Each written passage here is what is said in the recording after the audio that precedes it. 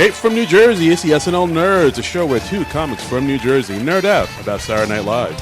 I'm your co-host, Darren Patterson. And I'm your co-host, John Trumbull. How's it going, John? I'm doing all right, Darren. How are you doing? I'm doing very well. We're on location today. We're not in the warmth of the studio, the Non-Productive studio. This is the first episode that we have ever recorded not at the Non-Productive studio. We're not at the Non. Yeah, we're not. Wow, we're on the road, people. Yeah, known. We are not at the Non. What? We're not at the Non? No. Yeah, no. But yeah, so right now we're in the lovely, I guess, Decomposition podcast studio. We are. And we have a guest. What? We do. He's right there. Oh, holy cow. There's a third guy sitting here. Well, yeah. Where did he come from? He just popped in. Wow. Dude, I opened the door for you. Oh, How quickly they forget. Oh, that right? was you. That was you. I played with your dog, and, That's true. and I got very distracted. And neglected the other dog. Well, the other dog was neglecting me. Oh boy! Wow, boy. Sounds like there's some tension there. But ladies and gentlemen, we have with us Brad, the host of the Decomposition podcast. Ladies and gentlemen, hey Brad. Hello, guys. Hey. Thank you for allowing me to invade your space with my space. Yeah. Well, it's very appropriate that we have three podcasters, a plethora of podcasters today, because today we are covering The Three Amigos. That's right. The 1986 film starring Steve Martin, Martin Short, and Chevy Chase. That's right, we do. But before that, I guess we should up top maybe bring up the big news. Or should we talk news first? Yeah. We should talk about that. There was some news that dropped. You know what the real shame of this is that I don't have a problematic bell here. Oh, so we didn't think of that. I'll just yell a ding every time. Yeah. Every time we talk. All right, and we stuff. will, use your own judgment for Sure, that. right. I mean, usually we just use our own judgment. Yeah. Well, every time we mention Chevy Chase's name, I feel like I should ding. Yeah. I think there is a figurative ding whenever we say the name Chevy Chase. Mm-hmm. Oh, now there will be a literal one. So he's history's greatest monster. He is. If we've learned one thing, if we've learned one thing doing this podcast, Chevy Chase, history's greatest monster. All right, so just a few days ago, we found out that there are three new cast members coming to SNL. One is Chloe Fineman. She's an impressionist. She comes up from the Groundlings. She has Instagram. She actually has some pretty good impressions. She does Hannah Gadsby, Marianne Williamson, Natasha Lyonne. She's legit. There's also Bowen Yang, who is the staff writer on SNL, who's been bumped up to cast member. He made an impression on a lot of people on the Sandra Oh episode from last year when he showed up as Kim Jong-un. Yes. And people were like, hey, that guy's pretty good. Did a very good job. Yeah. So there was enough buzz and whatnot that people were like, oh, he should be a cast member. And he's a bit of a trailblazer because he's Saturday Night Live's first Asian cast member. Never had one until now. Ever. I mean, 45 years, they've had, I think, 4 Asian hosts. Yep. It was Sandra Oh, Jackie Chan, Lucy Liu, Awkwafina. and Awkwafina. Okay, Yeah. So we're getting there. So my question is, does that make Saturday Night Live itself problematic? Ooh. that is a huge question. That's I'm going to probably give that a half ding. okay. Ding. All Half right, just ding. a ding. Just a ding. Yeah. The ding. And also, Bowen is one of the few cast members that's openly gay. So it's that's pretty dope. That's pretty cool. That's Yeah, pretty yeah, cool. And you would think, hey, that's great news. I mean, that's wonderful.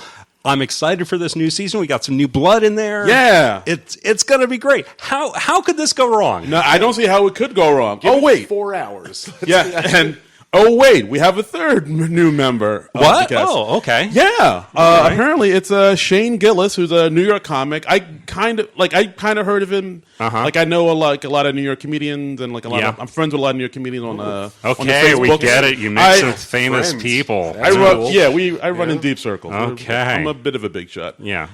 So the weird, everybody's talking about it now. This was announced on Thursday afternoon, around 2:00 or so. By 6:00, there was controversy. What? Literally, I read that at work. It was oh, hey, we got 3 new cast members. Yeah, When I got home from work and I checked online, I was like, Shane Gillis. Oh, no. Embroiled in like what? Shane Gillis, history's greatest monster. Yeah, he's history's greatest. So apparently, what happened was Shane Gillis had a podcast called Shane and Matt's Secret Podcast, I believe, something like that. And Shane was saying some not great things and dropped a few racial slurs, and it's a lot of people don't like it. No, it's He is exactly like Chevy Chase Ding. yeah.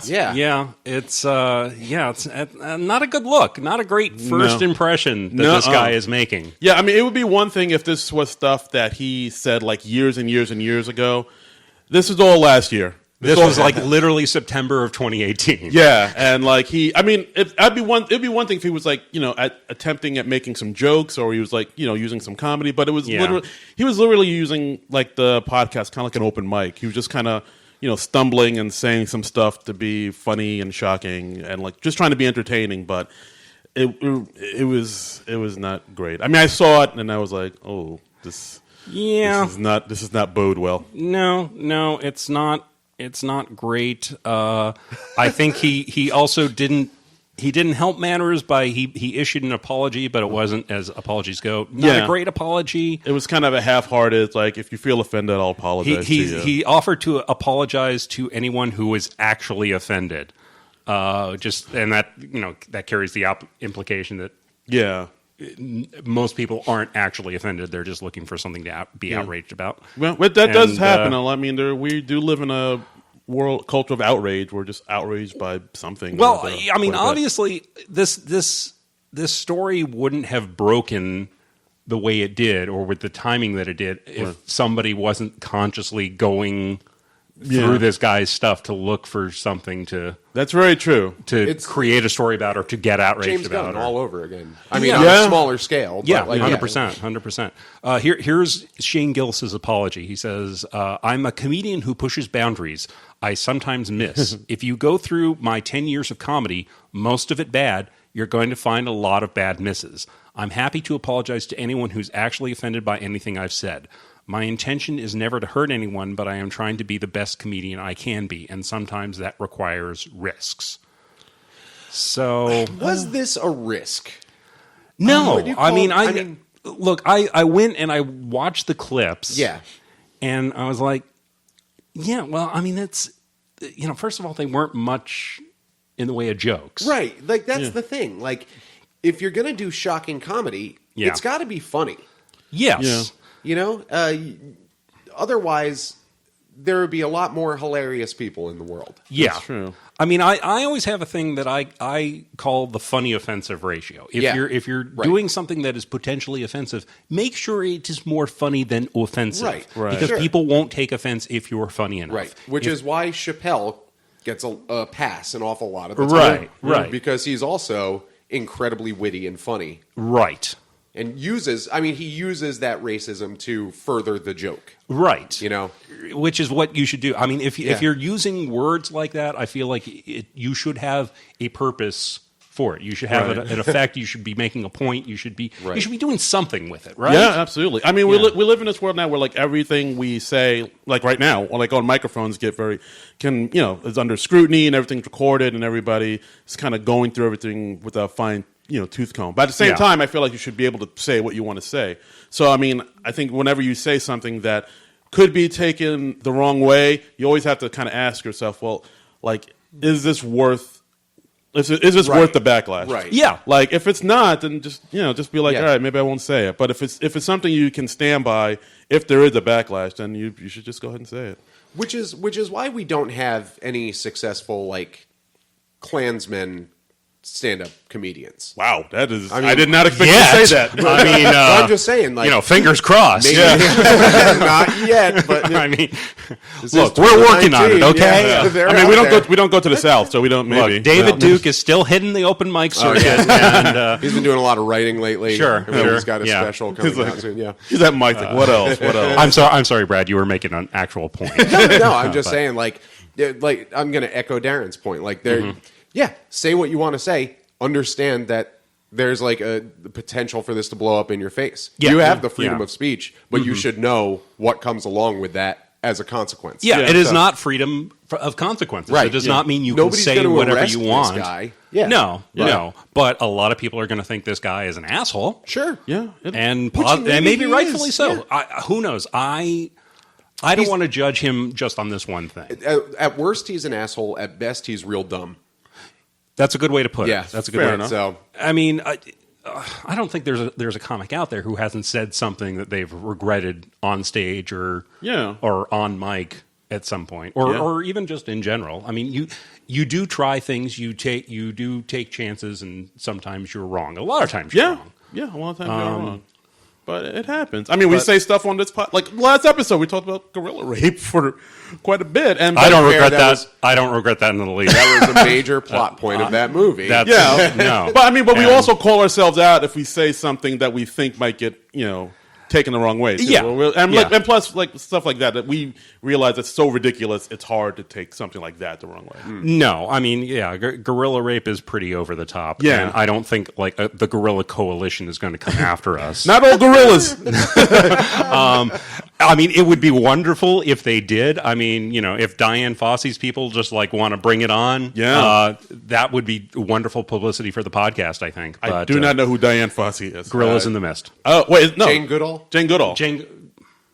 No, Diane Fossey Diane is Gorillas Fossey, in the Mist, yeah. but Jane Goodall was another. Yeah. Okay. Oh, Okay. I thought you were There's correcting so many me. lady gorilla scientists out there. There's more than one? Gorilla science is very progressive. That's I true. guess so. That's Wow. true. Yeah. They just hired a gay Asian person. Wow. The first gay Asian Bowen to Yang? be in the Wow. writer Is there for anything Saturday he Night can't Live do? slash- yeah. Wow. Bone Yang does it all. Wow. Wow. Okay. Okay. All right, so I mean, SNL hasn't said what they're going to do yet. I don't think. I mean, if I had to No, guess, I don't it's- think they're going to let him go. I would be very surprised if they fire him before he even gets a shot on the show. I feel like he's going to be on the show. They're going to address it at some point in the season Right. premiere in some hopefully humorous way. Yeah. Either he'll do a thing on Update or they'll do a sketch or something. Right. In the monologue, I don't know. Well, that's what they did But- with Pete Davidson after he called that guy like a Oh porn yeah, assassin. Yeah. the one yeah. yeah. I mean, that's become like a thing with Pete Davidson. Pete Davidson does something stupid. He apologizes on a Weekend Update like a week or two later, and then he says or does something else outrageous. It's become like a pattern over the last year or so. Yeah. So I mean, I really wouldn't be surprised if they had Shane Gillis on Weekend Update with Bowen Yang next to him, and then they had they did something about that. yeah, maybe If that shows up on the new show, I'll be like, oh, I called it. Well, I mean, yeah, and that's a way to like take control of the news cycle and Right. and do that. I mean, I still want to give the guy a chance. Yeah. I don't think I've seen enough to fully judge the man. Okay. So Right. Yeah. We'll see what happens. We'll see how SNL plays it out, and we will report on it immediately. yeah, Stay tuned for all your local. Well, the Monday following. that. Yeah, the Monday fight. Yeah, we were not going. We're not going to be talking about this at 1 a.m. on Sunday morning. We're not going to race to the studio like it's like breaking news. We got to. No, we're Stop the presses. we are middle-aged men for Yeah. crying out loud. We need our beauty rest. We tire easily. So easily. And yeah, so that's it. I'm spent already. Yeah. Oh my And, god. I don't even know if I have the energy to talk about this movie. Yeah. Oh, but yeah, You stop right there because I am all in for this movie. all right. So let's. We posted on 1000%. Twitter. We were like doing 3 Amigos next week, and Brad on Yes. the Decomposition Yes. podcast account, he was Yes. like, I'm doing this. The enthusiasm just came through cyberspace. I don't want to give the impression that I like weaseled my way in here. I was just No. rapid fire You were- tweeting you guys like all of my thoughts on the movie. Yeah. You were very gung ho about Oh, it. I would yes, Yeah. super gung ho about it. So- 9 a.m. I fired that movie upstairs and watched it. Yeah. And Still hold up? I mean, it's so funny. There are issues with the movie, certainly, but it is a remarkably funny movie. One of my favorite comedies of all time. Well, let's deep dive in. So we're doing Three Amigos. Came out December 12th, 1986. Directed by John Landis. This is the fifth John Landis movie we've talked about. This is rapidly becoming a John Landis podcast. All right, he's in our Five Timers Club now. That's right. 5 times. John You're Landis, great, John Landis. We got a rope for you, John. Yeah. This was written by Steve Martin, Lorne Michaels, and Randy Newman. Yeah, the songwriter. Yeah, that was a surprise to me. Yeah. I was like, I what? heard The that he singer-songwriter. wrote the movie Short People about Martin Short. Wow. That's not true. That's okay. Oh, that's that's interesting. Fake news. That's, Fake wow. news, Oh guys. dear. That's Oh my god. But this was in the works for quite some time. Like Yeah. Steve Martin was talking about this movie in the early '80s. Right, because as I remember, like in the early '80s, there was like a few people attached to it. Like originally, it was supposed to be Steve Martin, Dan Aykroyd, and John Belushi. Right. We're going to be the Right. three. So it's like the Blues Brothers plus Steve Martin, Yeah, and at one or point, the Friendstruck Brothers plus John Belushi. Sure. And at one point, Steven Spielberg was thinking about directing it, but he chose to do something called E.T. the Extraterrestrial instead. Is that an indie Not movie? funny. No, not at all. Well, it's got its moments. It's all right. He said in interviews that his choices for the roles of the three amigos were Steve Martin for Lucky Day, Bill Murray for Dusty Bottoms, and Robin Williams for Ned Niederlander. Interesting. So that's interesting. Yeah. I don't know. I mean, I don't know. I mean, it's tough to say. Would that have worked as well? Would that have been better? Would that have been worse? Well, they would have changed the dialogue for those guys. Yeah. Yeah. You know, and so Yeah, you it's tailor hard it to say. to- Like, I can't picture. Who'd you say? Robin Williams as Ned Niederlander? Yeah, that was the Martin Short part. I can't imagine him talking about Little Nettie Goes to War. Yeah. Like, you know, like no. his I mean, story about Dorothy Gish, which I find so funny. right. But, yeah. Right. And and Bill Murray, he would have played Dusty Bottoms in a different way than Chevy Chase did. I Yeah, think. very much so. So Yeah, medium talent. Chevy Chase, not Bill Murray. Bill Murray's fantastic. Oh, and also, I believe Steven Spielberg also mentioned that if Martin Short passed on it or wasn't available, his next go-to would have been Rick Moranis. yeah, I think that was something John Landis said, not Landis Steven said that. Spielberg. All right. But Apologies. Yeah, but it was going to be. It would have been Rick Moranis if Martin Short didn't take the movie. Right. But, I mean, I think the matchup we have now with, like, Chase and Short and Martin, I think that works pretty well. There's a nice chemistry among those three. Yeah, it's like a very, like, a Marx Brothers type of, Three Stooges type of vibe between the three of them. And, like, visually it looks good, too, because, like, Chase is super tall, Martin is, like, super short, and Steve is, like, right in the middle. So Yeah. it's like visual, it's like Papa Bear, Mama Bear, Baby Bear. Yeah, they all have different hair colors. They got Yeah. they're very different types. Right? So Right. So this movie had a budget of 25. It grossed 39 mil. I think it opened with like 5 mil, so it wasn't a huge hit when it came out. But I Yeah. think this was one of those movies that became a hit and had a cult following, like through like rerunning on Channel 11 and Channel 9 and through video and whatnot. and other channels outside of the New York, New Jersey area. Yes. Oh yeah. Other people out there. Yeah, that's true. there are people in other regions. What? Darren. Whoa, Yeah. I don't recognize the outside the tri-state areas, sir. Right.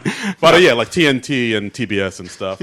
But yes, it's one of those movies that I grew up just it was always on. Like it was like this and yeah. My Blue Heaven and Little Shop of Horrors and like Great Outdoors and Any this movie. Steve Martin movie, basically. Yeah, Yeah. pretty much. Yeah. Father of the Bride. Father of the Bride. Dead Roxanne. Men Don't Wear Plaid. Oh yeah, those were Man with The Two Jerk. Brains. Man with Two Brains, The Jerk. He was The killing it Jerk in the is 80s. another comedy classic. I'm just throwing that out No, there. The Jerk Steve is Martin fantastic. knocking Yeah. two of my favorites out. Sure. Like, I quite love Dead Men Don't Wear Plaid. Okay. Yeah. Underrated classic. Yeah.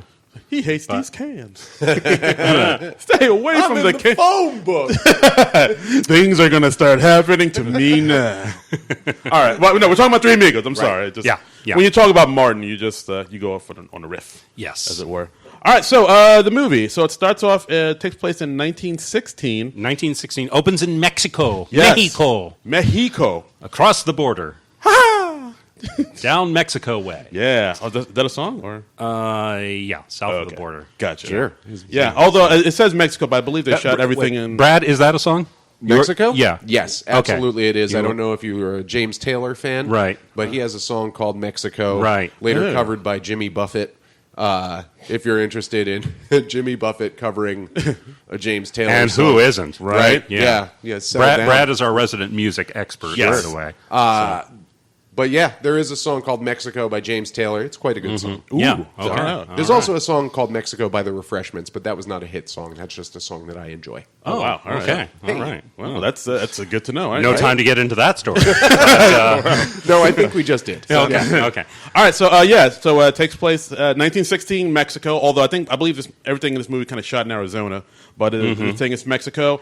And we follow our two main characters, Carmen and Rodrigo. They live in a small Mexican town called Santopoco, and this town is being terrorized by this man named El Guapo, and he's basically kind of like the head of like a kind of like a mafia type of, because he says he's protecting the town, but he's really just they kinda, are banditos. Banditos. If you want me to drop another Refreshments reference on you, their hit song Banditos. So there we go. That is That's good two. word. All right. Right. So El Guapo's he's like, quote unquote protecting the town, but at the same time he's like kind of terrorizing it and using it to his own advantage. The people are sick of it and they need protection. They want somebody to protect them from El Guapo. So Carmen and Rodrigo, they're looking for people to help them. They go into the local church, and the church is showing this black and white silent movie, and that's a Three Amigos movie. Yeah. Oh. And they see these men, Lucky Day, Dusty Bottoms, Ned Niederlander, Chevy, Martin, and Steve, and they see them, bravely, protecting the people of the small town from the banditos. Right, and they get the reward money of 100,000 pesos, and they give it back to the town. They say, our reward is that justice is done. Right. And they're like, these are the guys. These are the guys to help us out, to help save this Spanish town. landowners. That's right. Happy to help us, the poor people of Santopoco. Right. So, right. So so they don't realize that it's just a movie and they're just movie stars. They think this is all real. It's a documentary. Yes, absolutely. Yeah. So they go. They go to the local telegraph people to send out a telegraph saying, "Please come and help us." But because they don't have enough money to say what they want to say, they kind of have a shortened, abridged version. Yeah, the full message would have cost them 23 pesos, Right. and they're like, we only have 10. So the telegraph operator very helpfully shortens the message. Right. And they offer the Three Amigos 100,000 pesos because they're like, well, that's the price in the movie, and they'll just give it back to us. So we'll get a deal. Mm-hmm. So, justice and thrifty. Oh, sure. I mean, I admire They're that. kind of manipulative and dishonest, but thrifty, sure. But not in a malicious sort of way. Yeah, it's like they need they're- help. They're desperate, Yeah, they're looking to do right by their town, and they're like, hey, if we can get a deal, I Right. mean, why wouldn't you do that? on the cheap. Yeah. But so they shorten it down to them saying that they want them to come and put on a show for us and to take on show of your strength and take on the infamous El Guapo. Right. And so they send it to this care of the movie studio. Yes, Goldsmith Studios. Goldsmith Studios, yes. So then we cut to Goldsmith Studios where the three actors, Dusty, Lucky, and Ned, are talking to the head of Goldsmith Studios, Harry Flugelman, played by Joe Mantegna. Ah, the great Joe Mantegna. This is a great scene. Now, I want to... so we got cameos, obviously, by two SNL now alums. Yes, yes.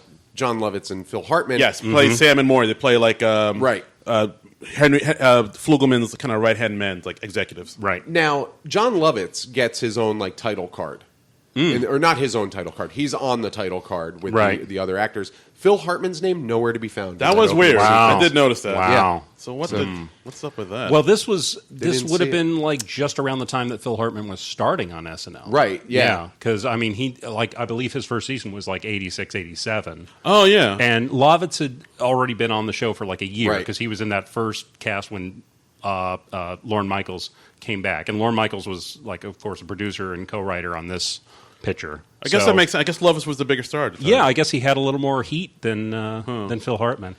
Was Joe Mantegna maybe. in the title card also? I don't remember seeing his name on there either. Do I don't believe Maybe. I don't know. I didn't make special note of it. you want to go back and watch? I still have the DVD. Yeah. Let's just watch the movie, guys. Yeah, let's just watch the movie and we'll make this a live commentary You just track. have to watch the opening 2 minutes. And, So Joe Mantegna, the head of the company, is talking to the three amigos, saying how happy they are with them and making the money, Right. and they're talking about the future movies. Although that last movie of theirs didn't do well because they strayed from the formula, Yeah. and they paid the price Those for it. darn amigos. Those darn Amigos, where they're like out in Manhattan, which I want to see that movie. I would love to see that. That sounds amusing to me. Yeah. So Flugelman's saying, "This is what we're going to do. What do you say, guys?" And then Lucky, Steve Martin, comes and say, "Well, that'll be he basically wants them. He basically wants to make more money. They want a I'm raise. talking real money. They Yeah. strayed from the formula.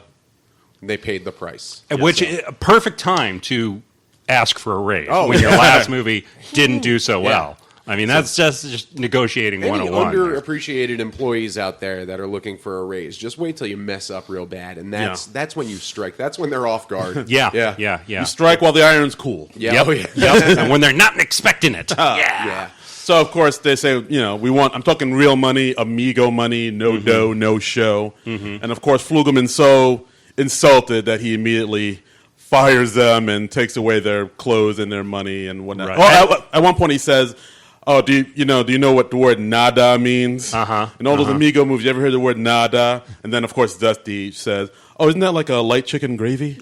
Yes. That's a very Chevy Chase line to say. It is. And the Amigos, they're really up a creek because they were living in like the studio apartments, and even their wardrobe was from one of their movies. Right. So they are thrown out on the street. They have no place to live. They They're literally there. take the clothes off their back. Yeah, they're like take Phil the Hartman amigos' calls- clothes. Yeah, Except Phil Hartman for calls their wardrobe. socks and shoes. And their hats. And their hats. And their hats. So. That was a gift from the studio. That was nice. Sure. You Yeah. know? They're not cold-hearted men. Yeah, I mean, their heads won't get wet when it rains. No job I've ever been fired from has given me a gift. No. So Yeah. that they got to keep hat Sure. and footwear and presumably undergarments. Yeah. Right. You know, well, like- they're ahead of the game, is what you're Yeah, saying. that's yeah. pretty- That Flugelman's not that bad a guy. No, That's a pretty no. generous purse. And I think, wasn't that a thing like back in the silent film days that actors worked for the studio? They didn't have any like agents or managers or anything like that? Yeah, I mean, this would still be the days of the studio system. Like you were signed to a studio and you would do whatever pictures the studio would tell you to, Yeah. basically. I don't think you had a whole lot of leeway. That's what I thought. Yeah, because at one point Dusty's like, "Oh, I would still love to continue to work for free, Mr. Flugelman." So Yeah. I guess I guess they were just like working for food and shelter. Can I discuss one kind of innocuous detail of the movie Please. that I love? Ooh. You guys like innocuous? Here We it do. comes. We do. So Lovitz's character, Morty, or He's Morty. Yeah. Hartman is Sam. so Morty is describing the picture that they want to make, the Cochise picture. Yeah. You know, and he goes through the plot, pretty generic, silent movie plot. Right. And then he gives this clap that is just like beautiful. Like his stage clap is like thunderous, and it really rings out. And I'd like that was probably 80 yard, but Okay. it was good clap work. Wow. Yeah. Good clap work, Lovitz. You're a real audiophile there. Yeah. Rob. Wow. Yeah. Magnifique. Okay. Will you tell us, will you rate the various claps that we come across in this movie? I think that was as the we only go one. through? So that was the only one. it Okay. gets the first. So that was place. it. That was our clap content Yeah, for it this also week. lost, Oh wow! unfortunately. Wow. Boy. Oh, our condolences. Dagnabbit. All right, so the boys are out on their ass, and they're in their underwear. They don't know what to do next, and that's when they get the telegraph. Yeah, I'd forgotten all about the telegram. it all ties in together, wow, baby. Look at that. So they get the telegraph, and they say, "Oh, these people in Mexico want us to put on a show." Right. And Personal they, appearance. yeah, and they see Put the on word. show stop. Yeah, Right. exactly. For like 1 million pesos for the infamous El Guapo, and Dusty's like infamous, and then Ned's like, "Oh, Dusty."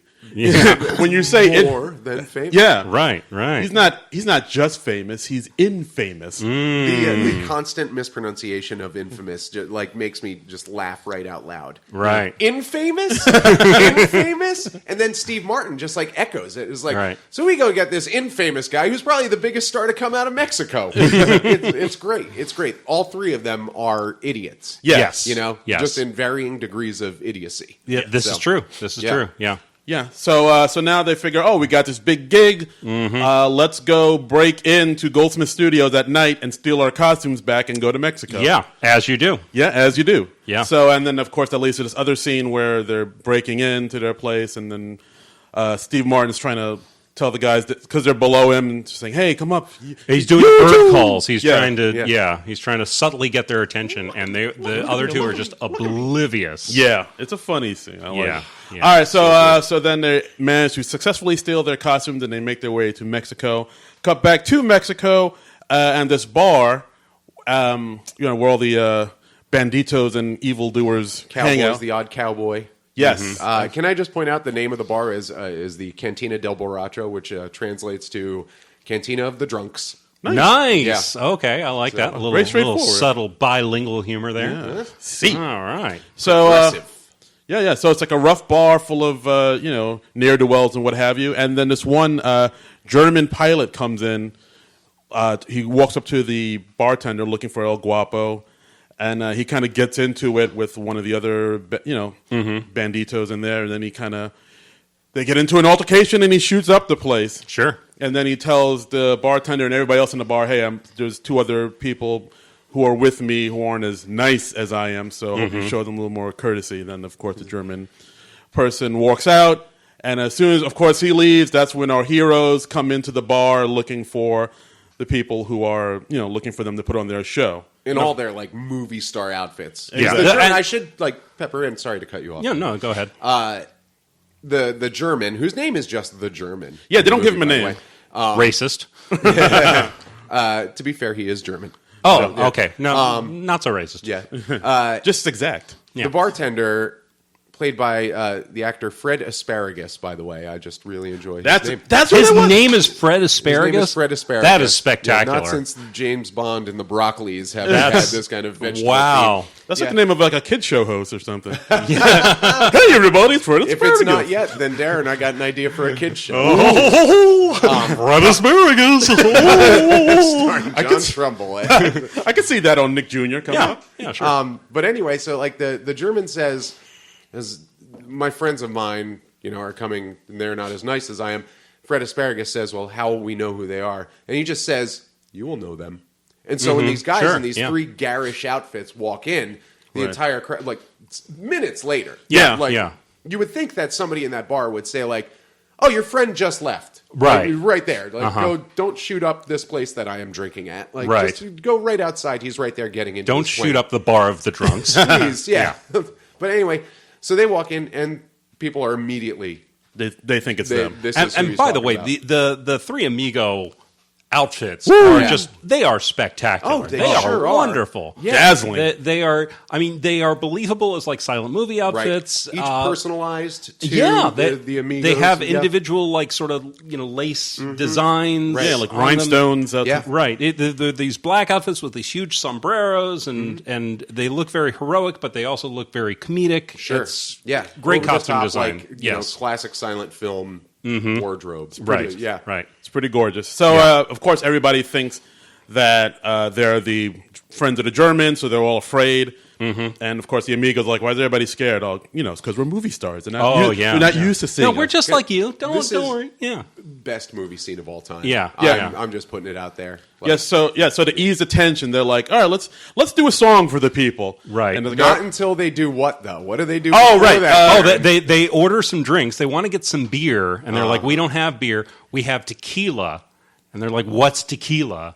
And they're like, "Oh, well, it's a type of beer. It's like beer." It's like it was beer. like yeah. beer. Yeah. So they order 3 tequilas. Is it fattening? Fattening? That's an incredible reaction. They by ordered Fred light Asparagus. beers, which I don't think were in existence Yeah. in 1916. I know. Personally, And there was but- also one point where Steve Martin tells the bartender, "Hey guys, we're not Mexicans. We're from out of town." That's great. That's Where's so the best great. hotel? Yeah. We're not Mexican, just in case you thought maybe that we were. Yeah. Because they pass in every other respect. Yeah. Yeah. Yeah. Oh, boy. So they still feel the tension in the bar, and they figure, let's ease the tension. Let's do a song for the people. Sure, Dusty goes to the piano, and then they go into one of the most hilarious scenes in the movie. They performed a song called "My Little Buttercup." Right. Written by Randy Newman. That's Yeah. right. Oh, he wrote it. He wrote He wrote all three 3 of the songs songs, for yeah. the movie. Oh, The Ballad of the Three Amigos, My Little Buttercup, and We got to get back to the Ballad of the Three Amigos. Oh, yeah. all right. We skipped over that. We did, and I feel like as the music guy here, I feel Sure. like I should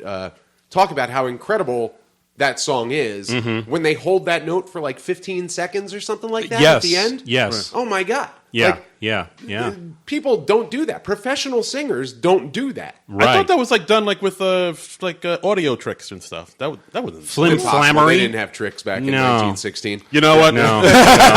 Your story doesn't hold up, Dan. You know what? Fair point. You know this movie was not actually made in 1916. First, right? we already Don't- discussed like the Amigos documentary. That Okay. happened. Yeah. So, like, okay. Yeah. I good think point. it was Good point. All right. Yeah. color well, film. You know, Sure. singing Sound. and whatnot. Yeah. There was sound. Obviously, the sound.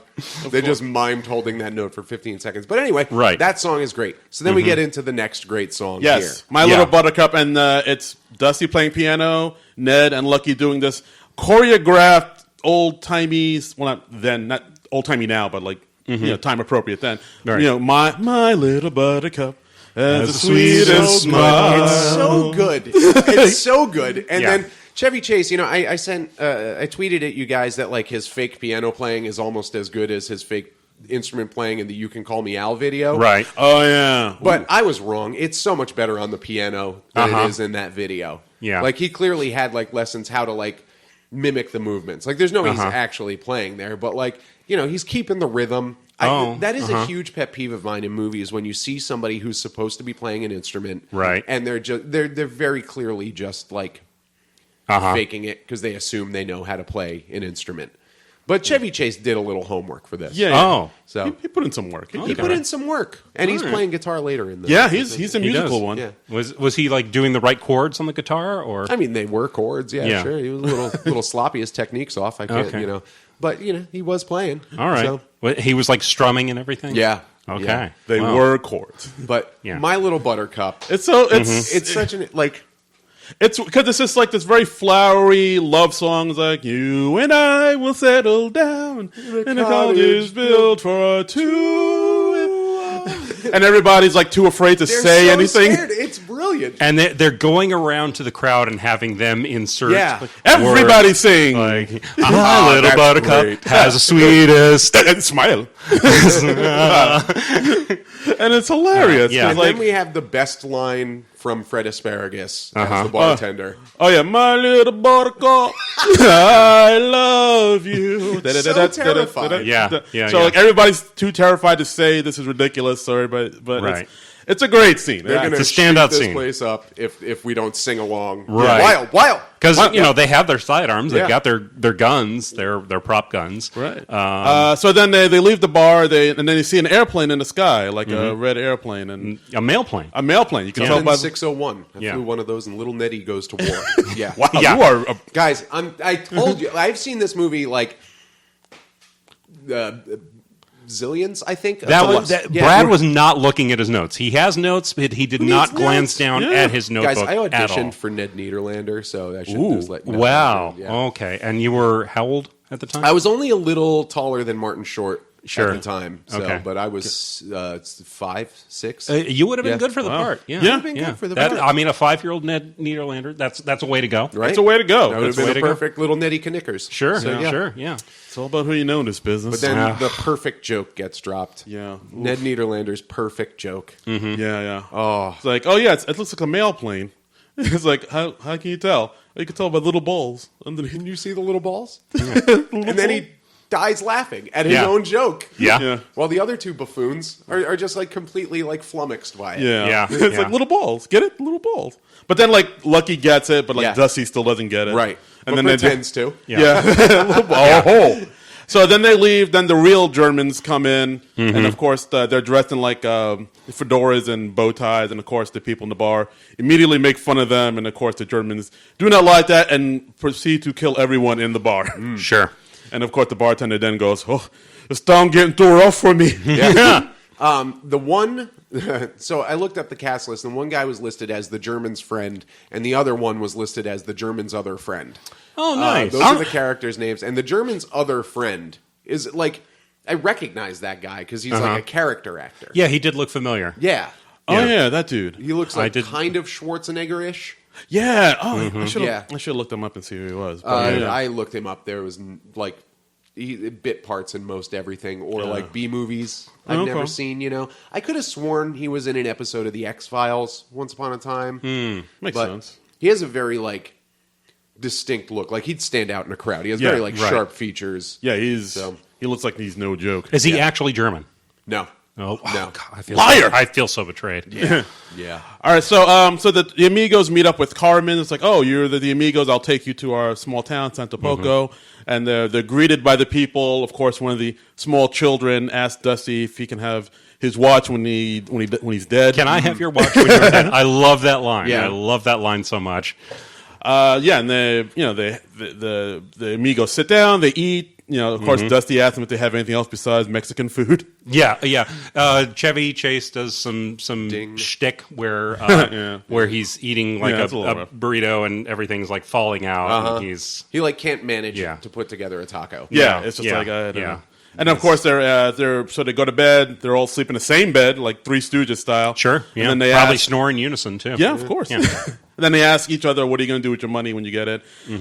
Lucky says, I'm going to go buy a car. Dusty says, I'm probably going to travel, go to New York and Paris and really be a big shot. And then Ned says, well, I'm going to start a foundation to help the homeless children. Right.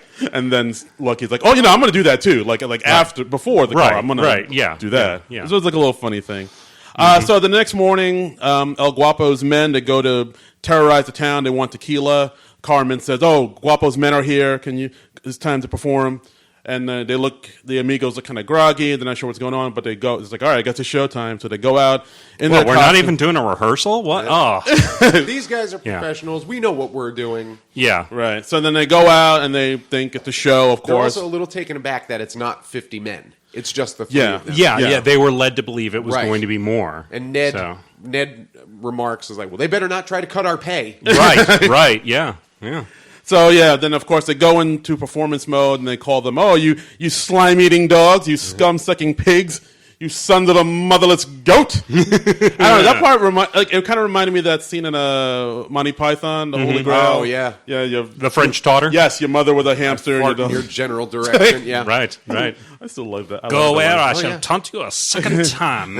And, of course, they go into their performance. We're the Three Amigos, and they kind of ride around their horses in a circle around them, shooting their guns in the air, and the men are like confused and like, what is this? What's happening? They are befuddled. Yeah, so they're like, all right, we should go back to El Guapo and tell them about this. So then they just leave. They don't bother anybody, and it looks like the Amigos won the day, and then the town is very, easy happy. 100,000 pesos right there. Yeah. That's what it was. And Easy by money. the way, I just saw this on the IMDb trivia. The amount of money that was offered to the Three Amigos to come to Santo Poco was 100,000 pesos. The Mexican to U.S. dollar exchange rate would have been a little over 2 pesos to $1 in 1920. Adjusting for inflation, in 2014, this would have netted a $2.5 million stipend. In 1986, 100,000 Mexican pesos would have netted $1,000 before the peso reevaluation during the mid-90s. In 2014, the Three Amigos payment would have been about $76. Yeah. Okay. Oh. So. Huh. That's quite a... It's quite a dip. That's, from $2.5 million to $76. Wow. That's wow. I don't know what to say. I'm flummoxed. I'm flummoxed. I'm like one of El Guapo's men. Yeah. All right. So the men go back, tell El Guapo what they saw and what happened. And it's called the scum-sucking pigs. Us. I love that El Guapo is just like setting up like a photo shoot. Yeah, that was weird. He's like a bit of a shutterbug, It's a very random bit, but it's a nice character bit. I also love that like after they quote unquote put on this show, they're congratulating themselves for doing such a good job, and Ned's like, yeah, but I missed a line though, and the other two guys are like, nobody noticed. Right, yeah. And he literally stops and just goes, line. Yeah. Oh yeah. and then the other one has to cue him, and So then El Guapo said he'll retaliate the next day with bring all of his 50 men, and while that's happening, the town of Santo Poco is celebrating this big victory. We see like Steve Martin doing some lasso tricks, which he can actually do. Yeah. He learned that when he was a performer as a teenager at Disneyland. He learned that he had like a magic act, and he did the lasso tricks. Yeah, he worked in a magic shop at Disneyland. I'm pretty confident that there's nothing that Steve Martin can't do. He is a Renaissance man. Yeah. Writer, banjo player. Yeah. Yeah. Magic tricks. Actor, comedian. Actor. Good gravy. He's a comedian, right? I've heard he's he's done some comedy. He dabbles. He's a wild and crazy done some guy, from what comedy. I understand. Yes. I've heard he's done a show or two. Right. Yep. Hit a couple open mics. Mm-hmm. There's just another scene where like Dusty is with this woman and he's playing guitar and he's like, there's like they're having a moment and the woman's asking, "Oh, I'd love you for to take you to the beach and you can kiss me on the veranda," and Dusty's like, "No, the lips would be fine." Yeah. Another Chevy Chase joke. This is the thing. Like, this is for as problematic as Chevy Chase is as a human being. Yeah, thank you. He's history's greatest monster. History's greatest monster. We've talked about until this. Right. Shane Gillis. Shane Gillis, yeah. Come for that crown. Yeah. But when he's funny, like, goddamn, this guy is a genius. Yeah. You know, like this. Think of all the classic comedies he's done. Caddyshack. This. Fletch, you could say. Fletch, absolutely. The vacation movies. Vacation movies, He sucks. I think we can objectively Like, as a say, person, as a human being, Yeah. if I ever run into Chevy Chase, I would not engage. I thought you were going to say I would punch him. I thought you were going to be. I thought you were going to Is this what physically you think of assault. me? Yeah, you're a big Chevy brute. Chase. Yeah. You're a big Oafish, right? brutish man. Wow. Yeah, Wow. who I need to think who about my physically life. assaults people who cross you. Did I not Yeah. read that right? Maybe I should be. Oh, my God, whoa. Maybe I've missed an it's a life change for Brad here. We've had a little breakthrough. He's going to the dark side. Yeah. Maybe I should embrace darkness. Chevy Chase is like so funny. He's Like, he's there's amazing. no denying. Like, Yeah. he is a funny asshole. Yeah. Yeah, that's the best way to sum him Yeah. up, I think. So- Funny asshole. I don't want to have lunch with the guy, No. but I will watch him be funny. I and remember stuff. seeing an interview with Paul Scheer where he's talking about his friend Rob Hubel meeting Chevy Chase for the first time. Oh. And Rob Hubel goes up and says, Mr. Chase, I'm such a big fan. I love your work. And Chevy Chase just like hauls back and slaps him across the face. Wow. Wow. Thinking like it's hilarious. Like Chevy Chase like thought this was hilarious. I mean, Asshole. yeah. Like Right? if it was somebody I knew, like, and they knew I joked, maybe would that be?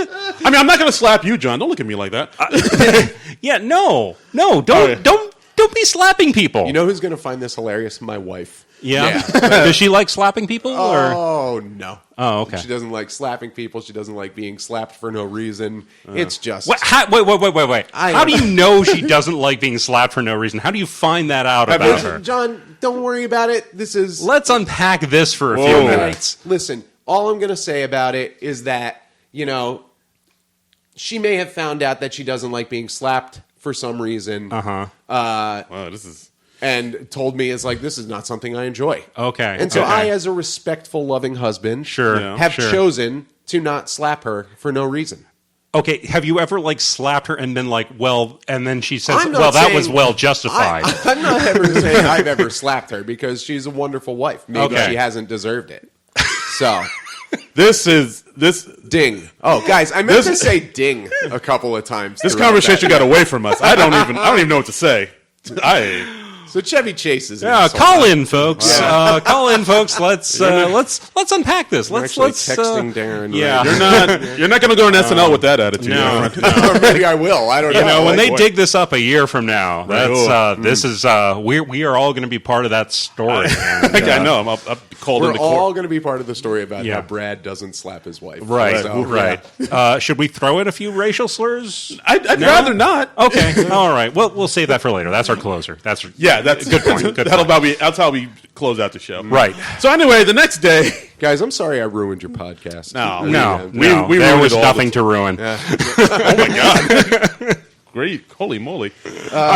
The best part of this party scene is Martin Short's Dorothy Gish story. Oh, right. With just his like captivated crowd of people like listening to every word. I feel like this is what having dinner with Martin Short would actually be I like. would love that. because apparently he has like stories about everyone in Hollywood. I mean, Unlike Chevy Chase, I would Yeah. happily have lunch with Martin Short. he seems like a delight. Oh yeah. Yeah. I highly recommend if you haven't seen it, the Comedians? the Netflix show with Steve, the special he did with Steve Martin. Oh, yeah, An yeah. An evening of- evening you won't remember. Yes, or something. right. It's Yeah. very- I think I mentioned on the last episode. It's very good. It's very They're funny. on like a comedy tour still. They were, yeah. It was They're good, still yeah. coming around. They were in Morristown not too long ago, Really? like just Son a of few a- months ago. Son of a so-and-so. I should have gone to that. They Yeah. need to get themselves to the Wellmont. Yeah. Oh, that's the walk next there. step. That's the dream. I mean, Well, that's the Carnegie Hall of New Jersey. Oh, yeah. absolutely, I mean, the absolutely. Stones are still trying to get in there. Right. Oh, fingers crossed. Yeah. Mick and Keith are just like, we're gonna have this happen someday. Shut One up, day we'll Will. get in there. Yeah. Mick, you ignorant slut. Oh my God. I got it. Oh, deep Oh, cut. ding. Deep cut. All right. So the next day, the next day, El Guapo shows up with his sideman Jefe, who is Jefe means the boss in Spanish. Which is the And word. El Guapo means the handsome one. Yes, absolutely. Yes. So it's them. They bring in their 50 men. Carmen tells the Amigos, you know, El Guapo's here with his men. Please protect us. We're very hungover. Yes, Yeah. very hungover, very tired, but they go and they do the same thing they did before. It's, scum-sucking pigs, son of a motherless goat. All the hits. Yeah, it's like, and tell us we will die like dogs. Yeah. You will die like dogs. Yeah. No, we will not die like dogs. We will fight like lions. And of course, they do the same thing where they run around them in a circle, shooting the guns in the air. And El Guapo is more amused by this than like confused. Like, oh, these are funny guys. Just kill one of them. Yeah. So Jefe shoots Lucky Day in the shoulder. Lucky falls off his horse. By the way, that is the exact same spot that Steve Martin was always getting shot in Dead Men Don't Wear Plaid. Oh, really? That's like a running joke in that movie. So he gets shot in the same spot. Oh, wow, that's so. Is that coincidental, or is that just... I don't know. Maybe Yeah. it's just the place where you shoot Steve Martin. I don't know. or his foot? Yeah. Or his foot, yeah, foot's Yeah. good. So then, like, Lucky gets shot. He sees he's actually bleeding, and he goes like, "Hey, wait a minute!" And he Yeah. goes up to the guy that shot him. Let me see your gun. Yeah. Give it. And he looks and it's like, "Oh, great, real bullets." You're in a lot of trouble, mister. Yeah. I'm going to hold on to this. The three amigos slow on the uptake. Yeah, and then he's like, Lucky slowly realizes, "Hey, oh wait, Yeah. this isn't a bit. This is actually He has real builds because he is a real bandito. Yeah. These guys are trying to kill us. Yeah, and of course he tells Dusty and Ned, and of course they immediately start crying. It's real. Yeah. All three of them just crying. Yes, Yeah. and then he says that all three. Yeah, and they speak to El Guapo, say, "Please." Yeah. They speak to El Guapo, say, "We're just actors. Please don't kill us. We're not. We're just, we didn't know this was real." And Right. of course, El Guapo says, El Guapo only kills men, so you just get out of here. And of course, they run away. They flee. Not after he says something a little sexist there, too. He only. Not crying women. Oh yeah, he only kills men, Women. not crying women. Ding. There's Yeah. a problem. Yeah. There's a Yeah. problem right there. Ding. Yeah, I'll give you that. Well, I mean, but it's a bad guy, so He's a bad guy. Yeah, that's true. he is allowed to have bad qualities. Sure. I think. Okay. I think. So the Amigos immediately flee. They abandon the town of Santo Poco. El Guapo. which means Saint Little, by the way. Oh, does Yeah. it? Yeah. And apparently, it is bad Spanish because it's in the movie. It's Santa not Poco, Santo, yeah. so it's a feminine followed by a male. Right. Yeah. So it's The just followed bad by the O. Yeah. Yeah. Wow. It's bad Spanish. I didn't So- even catch up on that. You guys yeah. are good. You well, are good. I know how to read an IMDb trivia page. Very nice. So yeah. So they abandon the town. El Jefe kind of looks Carmen up and down, and then he declares, "This town is no longer under my protection. Guys, go nuts. Do what you want to do." He takes Carmen, and he just rides away. Yeah. And then, of course, the banditos just pillage and burn everything. They to the lay ground. waste to the town. The Yeah. town is in flames. Yeah, it's actually pretty horrifying, that Yeah. scene. Yeah. It's oof. So then, of course, the three amigos come back. So where did they go during this time? I don't know. They just kind of They go out like bounce. to the desert. To the desert, and then they just say, "Well, should go back now." Yeah, I mean, I think they Yeah. Let's ride around for a couple hours, lay low. Yeah. he's probably gone by now. Yeah. Yeah. They Well, go- they were scared. They Yeah. weren't thinking straight. They kind of walked around the block for a bit. Yeah. So then they go back to come back to get their things. They see that the town is decimated, and they come back with their tail between their legs. And then they found out that El Guapo's taken Carmen and their stuff isn't there and everything's taken, and then they just feel like, all right, we should. And the townspeople not fond of the Three Amigos No, anymore. not at all. Do you think they found Dusty's cufflinks? The mother of pearl cufflinks. I don't kid think kept they did. those along with the watch. I don't know. I don't know. Yeah, there's a scene where Dusty is like, "Hey, have you seen my cufflinks?" And then Lucky's like, "No, don't ask." Yeah, yeah. So of course the Lucky and Dusty are like, "Yeah, we should just go back to Hollywood, and this isn't for us anyway." And then Ned is the one who wants to take a stand, saying, "Well, what do we have to go back to? We have no jobs, no friends, no money, no clothes, nothing, no women." Yeah, And that is the most serious I've ever seen Martin Short, in anything. Yeah. In that scene, Yeah. he does a good job there. he does. He hits the notes that he has to hit. Yeah. It is a good, nice job. yeah. So he said, "I'm drawing a line in the sand. Let's be the Amigos for real. Let's be heroes to these people now. Let's do this." And then he wins the other two guys over, and they go off looking for El Guapo and to save the day. And then they go off and they have like a campfire scene at night, and they're eating cooked bat. Yeah. Because medium rare. Yes, Yeah. medium Yeah. rare. Yeah. And there's another Chevy Chase joke that I like where another joke that Chevy Chase says that I like where he talks to Lucky and say, "Hey, so Lucky, how far do you think we got before we realized we had to go back and get directions?" yeah. Because that was something I was thinking. And they're like, 3-4 miles. It wasn't that much. So this must be where they get the directions to the invisible swordsman. yeah. Yes. So so that was they- the impression that I got. Yeah. Yeah. So they have these directions to how to find El Guapo. They have to find they have to go east through the desert, find the singing bush. Right, as you do. As you do. And you you have to say a magic chant, fire your gun in the air, Right. and that summons the invisible swordsman. Right. Once you have the invisible swordsman, he will show you to El Guapo. Right. Makes Yeah. perfect sense. It got weird here. It's like So did Yeah. you guys see that video I sent you with this guy's theory about the Three Amigos? No, I think I missed this. I missed that. Yeah, sorry. I'll try to dig it up. I mean, for you guys I again. have everything you send us to just be routed directly to my spam folder. Is that Well, wrong? Is it via Twitter? Yeah. That's a No, you got it's a special good Twitter setup. buddy. I've You got got one some of them I've got some fancy programmer friends. Yeah. so- He's got a check Yeah. mark. But I get that. Yeah, Yeah. sure. You sound like my mom, honestly. Oh wow. Sorry. But yeah, so this guy put together this YouTube video that I was watching the other day when I was rapid fire tweeting you, and he surmises that from this point on, the Three Amigos are hallucinating while dying in the desert. Because of the bats they ate? Yes. Oh. Because they carry so much disease, and if you're eating a medium rare, Right. you're gonna get whatever they have. Wow. So specifically, he calls it out as Ned's fever dream. Wow. Because the movie takes a crazy surrealistic turn at this point. It That does, is yeah. interesting. Yeah. That is interesting. And then puts them into a situation where they're victorious in situations where they should not be victorious as people. So is this entire movie like a Jacob's Ladder scenario, as they say on How Did This Get Made? Oh. No, the second half is, though. The second I would half. say, Okay. yeah. Okay. But it makes sense. At first it always just seemed like silly for silly's sake. Yeah. Right. Which I'm down with, 100%. And I think, honestly, that's what they were intending to do. was just- So the real movie is they are revealed as cowards. Yeah. Then they go out and they die in the desert. Right.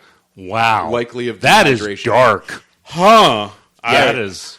I don't know what to say about that. That is. Wow. I didn't think about that. But it does. What if there make was a sense. post-credit scene that has never seen the light of day of just their three corpses Right. in the desert? Just skeletons being picked at by vultures. Right, and then a tumbleweed with drifts very, by. flashy Right. outfits on. Jesus Yeah. H, this took a turn. Because their musical number it gets surreal. Right. They start singing Blue Shadows? Shadows. Yeah. Blue Shadows on the Trail. And Guys, it starts so good. it On the starts trail. drawing other Yeah. animals in the Randy Newman, wilderness. you're so good. And the horses start singing along Yeah. with beautifully animated mouths. And then after the song, another the fever dream hallucination happening here. Right. The turtle says to Ned, Yeah. "Good night, Ned." Right. Yeah. So it's addressing him specifically. Sure. Okay. wow. So All right. Ned was the first to go. Are you guys down to do a 3-part harmony karaoke version of this some night when we go out? And just How could we not? Yeah. I mean, are we doing that tonight? let's I'll let's cancel do my- this. I'll cancel All my- right, sure. All right. I don't know if any karaoke place has this song. Katie, I can't do our thing tonight. Oh, Yeah. all right, going out I with mean, the boys. I think we'll have to do it a cappella. Yeah. So, I mean, I'll you'll bring I'll like a my- harmonica. I'll bring my just to- acoustic guitar. Okay. We'll just do it all. Let's make this happen. Yeah. Little cowboy. Another great scene of Chevy Chase pretty well miming guitar figure work there. Guitar. Yeah. You said before you thought his Well, I was talking about the party scene before, and on this Okay. scene, likewise. Oh, So, yeah. all right. So he is so playing a both, little bit of that, So like, kind of- consistent in his fake guitar playing. Oh, yeah. Okay. Yeah, it's a very musical movie. So then after the next day, they're going through the desert, and there's another scene where they're all thirsty and dying of thirst. Then they stop to drink from their canteens. Yeah. Lucky has no water in his canteen. All dry. All right. Ned has sand in his canteen for some reason. Gets sand all over his ton of face. it. Yeah, A ton ton of of it. it. Yeah. And Dusty has nothing but water in his canteen. Just drinking away. yeah, and like so much so that he actually uses it to rinse his mouth and spit it out. Yeah. Right. And then then he throws his canteen away on the desert floor. You see more water just pouring out of the canteen. And the other guys are just looking at him, just dying of thirst. And then he, Yeah. That's he's- actually a lush forest now. Yeah. So- and then he's like putting on lip balm, and Yes. he sees the guys looking at him, and he's like, "Oh, you guys want some lip balm?" Yeah. It's Yeah. it's a funny scene. That's a cute moment. Yeah. And then they cut to they find a singing bush, voiced by Randy Newman. Right. And then they go to summon the invisible swordsman Right. by chanting their chants, Yeah. Farley, Farley, Farley. Yeah. Chip, Yeah. chip, chip, chip, chip, chip, chip. And then Dusty says his chant, but he doesn't fire his gun up in the air. He fires it like to the side. And Rookie he ends, mistake, man. He ends up, yeah. Okay, sorry. And he kills the invisible swordsman. Yeah. I can't just stop like bursting out with stuff that I love in this movie. Oh, No, no, go go for for it. it. That's why we had you on. Right? So Steve Martin and Martin Short very clearly had like chants, like actual chants. They were Yes. stupid, but they were chants nonetheless. Yeah, yeah. And then Chevy Chase's is just a series of noises. Yeah. Yeah, he was just like mumbling something. Yeah, it was just, and he's reading it off the he's reading it like it's Yeah. no big thing. Yeah. You They're know, reading like- it out of their little. Yeah. I guess this is how you pronounce it. Yeah. So, Oh, sorry. Another great joke in that scene. Ned asks the bush, "Are you the singing bush?" Yeah. Steve Martin says, "Let me talk to him." Are you the singing bush? I didn't realize that till now. Yeah, so the singing bush is just singing all these like show tunes, like Right, "Good right. night, ladies," and so the invisible swordsman is dead. They have no way to find El Guapo, but Nope. at this point they see the same plane that they saw earlier in the movie, The mail plane. the mail plane With the little balls. with the Flew little one ball. of those, and little Nettie goes to war. Yeah. Yeah. And then they've Lucky's like, "Oh, that plane must be going to El Guapo's. Let's follow it." And then they follow the plane, and sure enough, that plane is going to El Guapo's. That plane belongs to the German from early in the movie who's delivering guns to El Guapo on his 40th birthday. And thus it all ties together. Yes. Yes, does Brad, this- you had a sorry, question. I didn't want to Your interrupt hand again. was raised. You did raise your hand. Like, I did raise my hand. Like you're in school.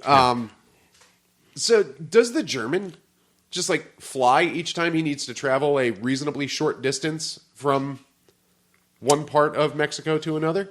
Huh. I'm going to say yes. Yeah, that doesn't seem Yeah. efficient. Because later they fly to Santa Poco. Okay, from- so let me just get this straight. You're fine with the singing bush and the invisible swords. Fever dream. But but the plane stuff is what's This is tripping you where up I draw the logic line. wise. Yeah. That Okay. don't add up. Okay, sure, Doesn't sure. it? This is what, like, honestly, this was my favorite movie until I saw that. Oh, like, wow. this morning. What a I shame. was crushed. Yeah. What a shame. I mean, oh. I learned about trick but photography. you get it. You Yeah, get no, it. I get it. I How- get it. what idiot I mean, does I that? Come on. demand verisimilitude in all my plane scenes in I did the the science. movies I Had watched. a lab Yeah. coat on. Absolutely. Bunsen You burners. did the calculations. crunch the numbers. Yeah, exactly. Like, this don't add up. I demand authenticity in my Right. plane films. But like he's like the only thing that makes sense is he's gone to pick up another shipment of guns. Right. Yeah. Possibly. Yeah. But at the same time, like, what was he doing in Mexico in the cantina in the first place?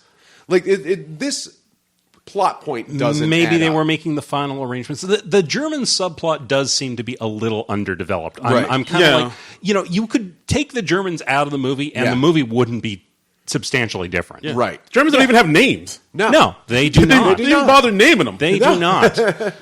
It's weird. So while this happens, we see Carmen, who's like kind of trapped in this room, and one of El Guapo's women says, this is El Guapo's 40th birthday, and you'll be bedded with him tonight. So let me let you know about how the way Guapo makes love. Like, do you know what foreplay is? And she's like, no. And he's just like, good. Neither does El Guapo. And I was like, quick little joke. He's bad at sex. Yeah. You don't know what he's doing. Yeah. So the Germans are bringing in the gun, and Jefe, Guapo's right-hand man, is having a discussion with him. And it's like, oh, yes, we have a lot of gifts and for you. We have a lot of piñatas. And would you say I have a plethora of piñatas? I love this exchange. I feel like this is the joke of the movie that most people remember most fondly. I would say so. Yeah. I would say so. Yeah. Because everybody, who doesn't know somebody that says plethora? Yeah. So, yeah. Plethora of piñatas is just fun to say. It sure is. And it taught me the meaning of the word plethora. Yeah? Yeah. See? This movie's educating you too, people. Yeah. It's so educational. That should be our band name when we do the 3-part harmony. I was about to say that. Yeah. I'm down for that. That's a good idea. Yeah. Plethora of piñatas. Plethora of piñatas. It's just a nice little kind of singing Blue Shadows. It's a nice little side scene that they have where the Jefe and El Guapo is great. Yeah. So he says at one point, he says the German has the only gift I want, guns. But I wrote down, but let's be honest, he still really likes that sweater. Yeah. That's another scene, a sweater. It's a sweater. I love that joke. It's great just because it's so wonderfully random. Sweater. Me is some of the guys pitched in and got you this gift. What can I say about such men? Yeah. It was such a random thing. He got a sweater for his birthday. It's like, you guys are in Mexico. You really need a sweater? Maybe the nights get cold. I don't know. And meanwhile, we have the three amigos, and they're trying to figure out a way to sneak into the compound of El Guapo. And, they're at a loss. What are they going to do? They do what three idiots would do. Yeah. They stand still when people walk by. Exactly. And then they're not noticed at all. Not at all. And apparently the two henchmen who walk by them, they are discussing a recipe. Yeah. I heard some Spanish. food talk in there. Yeah. So at one point, the three amigos, they get to the top of the compound, the fortress, and decide to swing across and land into the room where Carmen is being held, and rescue her that way. Which is a skill that we saw they had early in the movie. Yes, early in the This movie, it pays off everything it sets up. Yeah, absolute flawless. Yeah, flawless, except for that plane thing. No, except for that plane. God, I'm still so mad about that plane thing. Yeah, damn him. Oh God. So what happens? Dusty swings, and he's actually able to get into the room Carmen's in, but he lands in the open closet, the dresser drawers. Yeah. Ned swings in. He somehow gets himself caught on the lines of piñata hovering above. I think the spurs on his boots catch onto the piñata, so he's suspended between one of the plethora. Yeah. Between the piñata, and he's still hanging onto the rope. So he's just stretched out there. Yeah, no one sees him, but he's stretched above. Yeah, but he just has a view of the entire courtyard, and he can just scope it all out. Lucky swings in. The rope is too long, and he lands immediately right in the middle of everything, of the party and everybody. Right, face down on the ground. He face plants on the ground, and he's immediately captured. Yeah. And he goes, and as all of his banditos are surrounding him, he stands up, points to El Guapo, and says, "Seize him!" I get a kick out of it. Yeah. It's so good. It is. It's so good. So now our three amigos are kind of scattered about. They're separated. Yeah. What are they going to do? Yeah. And they are singular amigos. Oh. Yeah. Amigo. Yeah. To it. All right. So as this happens, Lucky is immediately captured, and he's taken to the basement or the dungeon, I guess, where he's chained up. Dusty, meets up with Carmen, says, "We're here to rescue you." There's a guard outside of Carmen's door, and of course, Dusty tries to knock out the guard with the butt of his gun, but Carmen just takes the gun and just knocks. He's very squeamish about it. Yeah, and exactly. Carmen's just oh, fine, just give it to me. He's squeamish about this. I want to point this out. And he gets over that squeamishness real quick because the way he's just shooting people later on, he doesn't want to pistol whip this guy, right? But he's no qualms about just shooting up, a legit battalion of banditos, right? Very much so.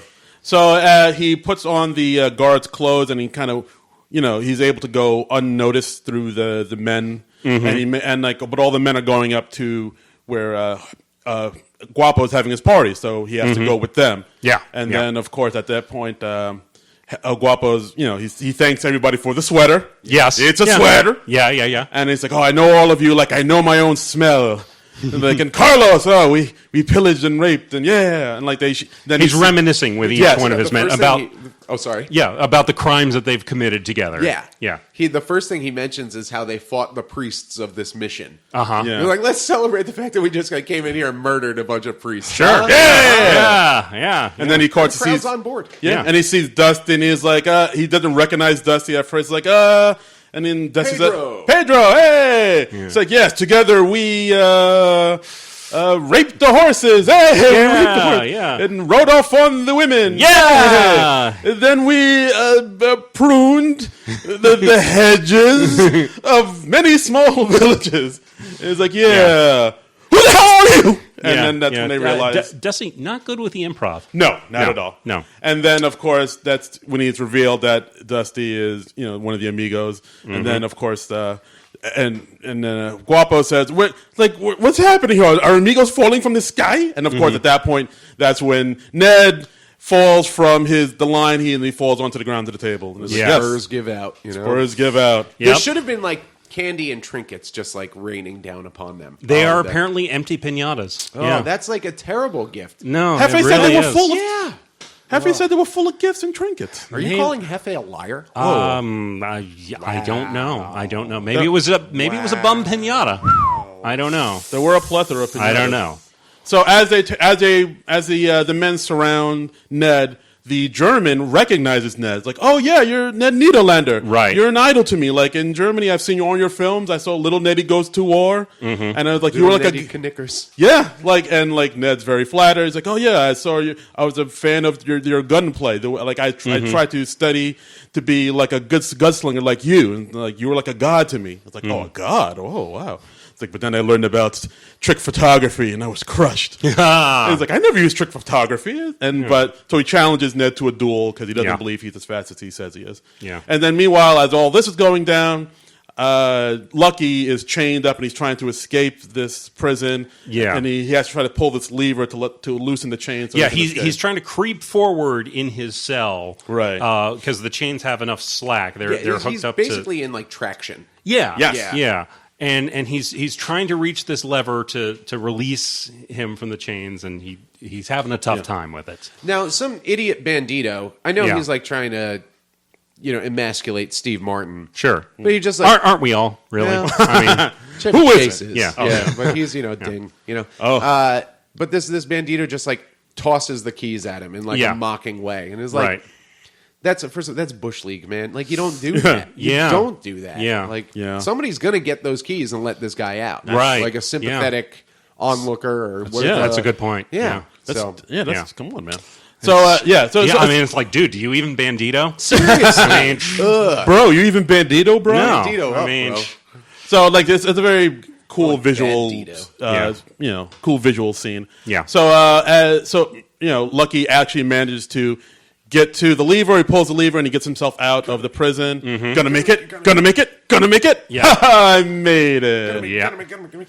Nice physical comedy. Very much so. Yeah. So as he gets out, Ned and the German have this duel, and of course the one of the Hefe says, "Oh, you should use this bigger gun. You want to die with a man's gun, not a little sissy gun like these."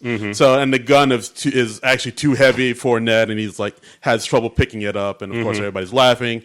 So they have the duel, ready, aim, fire. Ned is actually able to kind of pick up the gun. He shoots the gun, but the gun's so big it propels him back so much, and the gun flies out of his hand into Lucky's hands because he's able to escape, and he gets to the top of the fortress and he grabs the gun and he holds all these men hostage with just his one gun. Right. He's like, everyone, let Dusty go. Yeah. Everyone throw down your weapons. And then Dusty throws them. Not you, Dusty. Sorry.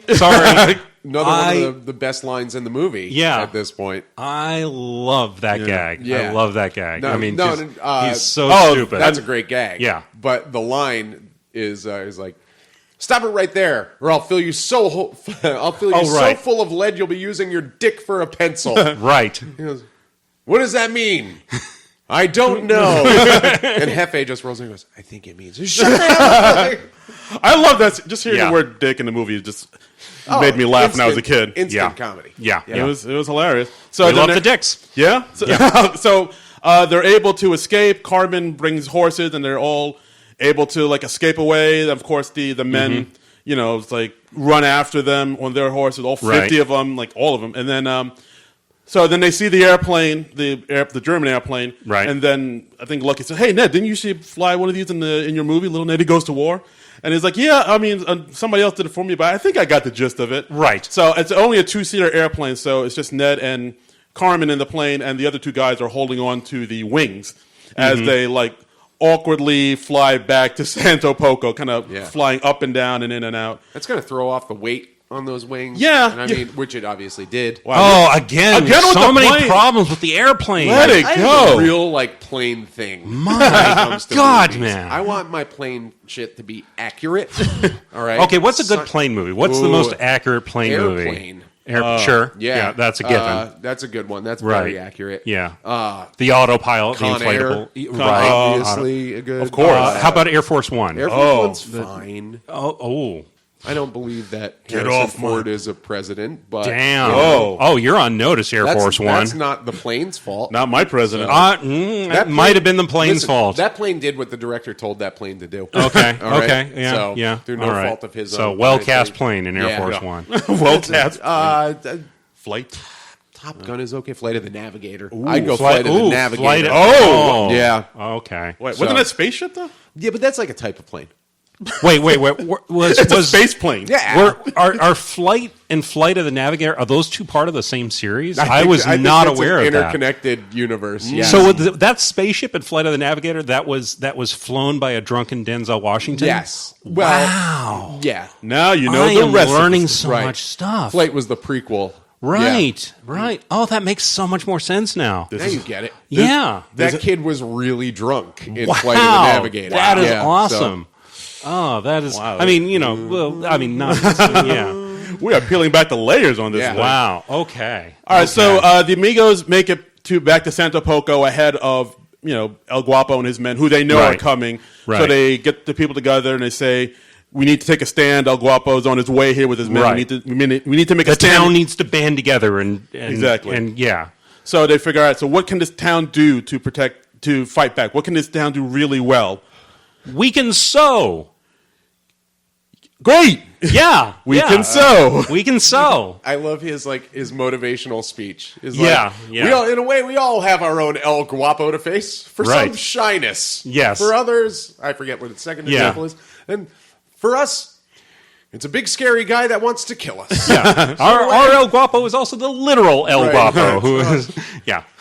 So they actually devised this plan for all of them to create their own Three Amigos costume, and the whole town is dressed as the Three Amigos in order to confuse El Guapo. So like the wind. Yeah, so I guess a very old one. Yeah. so like the wind. But this is based on an old Amigos movie. Yes. Like, that's where That's where they got the idea from. That's right. Well, and it's also very similar to the climax of The Magnificent Seven, if you've ever Oh. seen that classic Western, where they have the Chris town. Pratt. Yes. Yeah. And again, Denzel Washington. Washington, yeah. Because he was a drunken pilot and he helps save So yeah, saves that's the town. that's the He pre-prequel. flies around in his spaceship, Yeah. and then and he's very drunk, and then he goes and does a Western. Well, And, yeah, not in that order, obviously. Come on. Yeah, I want- come on. That's not a 'Cause that's plane- implausible. That's not a plane movie, so I didn't really pay attention. Sure, to it, so, sure, yeah. no. that's There just are rid- very few planes in the Magnificent Seven. I noticed. Yeah. yeah, that's just Yeah. ridiculous, man. Yeah, I know. It does have a spaceship, oddly enough. Huh. Yeah, I don't get what That that was was Cowboys about, versus but Aliens. I guess Chris Pratt brought that over from Guardians of the Galaxy or Yeah. something. Wow. But anyway, We are in the weeds. All right. So so I guess in the time that it took for El Guapo to make his way to the town, they were able. Every town member was able to sew their own costume to look like one of the Three Amigos, Very well. and they were able to dig well. ditches and whatnot. And through this, they were able to confuse El Guapo and his men, and all of them shooting at them while they were while they're confused. They end up Right. killing all their men, Jefe and El Guapo, and they're victorious. Can we discuss Jefe's death scene? Oh yeah, No. Oh my God! No, we will not. No, I'll save go this ahead. for the No, next yeah, episode no. of Decomposition. No. Go ahead. Let's Where talk we're about. discussing Three Amigos as well. Yeah. No, but the way he like somersaults off that horse. Oh, yeah. Its death scene is excellent. Yeah. That is a tremendous death. a lot of scene. flipping. Yeah. I'm still here, El Guapo. Oh yeah, and then he Oh. gets Yeah. shot. Then he gets shot right off the horse, and he Does kind of like. some minor acrobatics. And, Yeah, sure. You know, That's what you want in a henchman. that's what I want in a death. To Right. Be honest. That's When how I I'm wanna like- go. When I'm like That's- 90 years old, in my deathbed, I just You want want more to just thing. get Just one shot more and thing. somersault off a Yeah, horse. exactly. Or like a small cartwheel. I I'd be hope happy that with happens for you someday. Oh, Yeah. finger crossed. Yeah. God willing. Yeah. So El Guapo, they're victorious. They kill him, and so they get together and they say, "Thank you, Three Amigos. You'll always have a home here in Santo Poco." And the women go say goodbye to them. Yes. Dusty gets a kiss from a lovely woman. Yes. Lucky gives Carmen a kiss and he says, "I'll be back someday." He kisses that lady right Yeah. on the veranda. Yes, right on the Yes, veranda. he does. He And does. Lucky kisses Carmen and says, "I'll be back someday." And she's like, "Why?" Yeah. It's like, "Oh no," because I thought we you know. I thought you and me was. Like, Oh. oh, okay.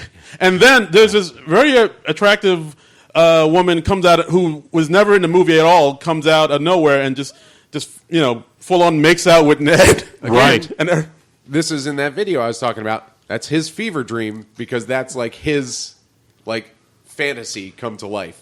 yeah, I never thought about that until Interesting. This is- But that Interesting. lady turned out to be like a Playboy playmate. Yeah, I saw So, that yeah. on one of the trivia pages. So that was, it was also in this she was video. I'm not finding it now, but she was a Playboy playmate at some point in 1986, I think. Yeah.